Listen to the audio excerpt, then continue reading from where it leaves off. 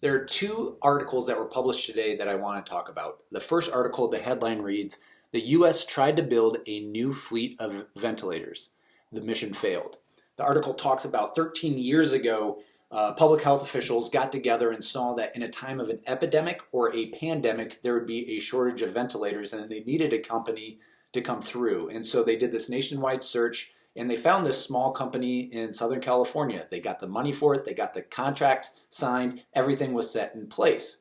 Well, since that time, there's this multi-billion-dollar medical device company that bought its competition in what is known as a killer acquisition, and they killed off the company.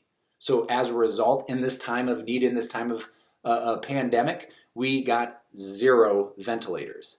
And so when I talk about enforcing our antitrust laws, I usually talk about it in agriculture, but this is another example of that. You look at the history of America, it is deeply rooted in protections from monopolies. And you look at the Boston Tea Party. The Boston Tea Party was a rejection and a revolt from the monopoly that was the East India Trading Company. Thomas Jefferson wanted in the First Amendment to have one of the freedoms to be a protection from monopolies as well. And so when we talk about capitalism, capitalism without competition is not capitalism. And so this is one of many reasons why we need to enforce our antitrust laws. Now, the second article, the headline reads, "The race for virus money is on. Lobbyists are standing by." The part of the article that I want to talk about is there's this big Republican donor. The campaign gives a lot of money to campaigns. He's given over $36 million to different campaigns and PACs.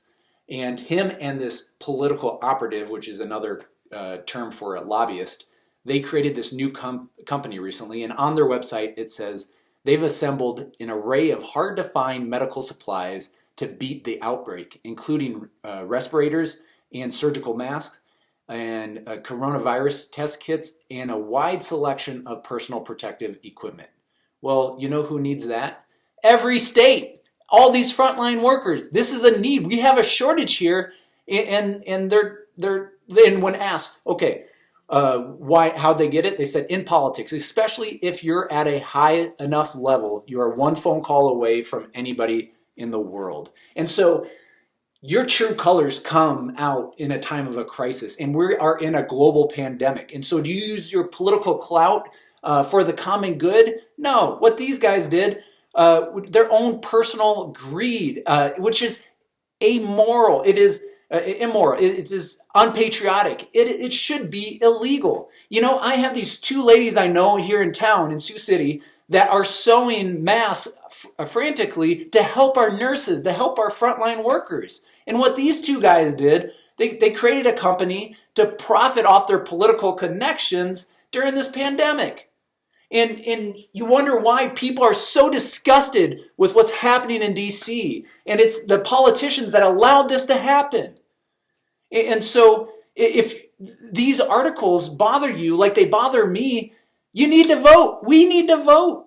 I look across the nation and the level of contentment, the level of complacency, the level of indifference. It is heartbreaking when you read these articles. And that's why I decided to run for Congress. And I usually end these things by saying we're all in this together. But when I read these articles, these guys aren't in it with us. But I see these opportunities in these situations happening, whether it's on Facebook groups or across Sioux City or the district or Iowa, and it's really warming my heart. And so we all know that it's going to get harder before it gets better. So I just want to say we're all in this together. They may not be, but we are. And so with that, I just want to say thank you.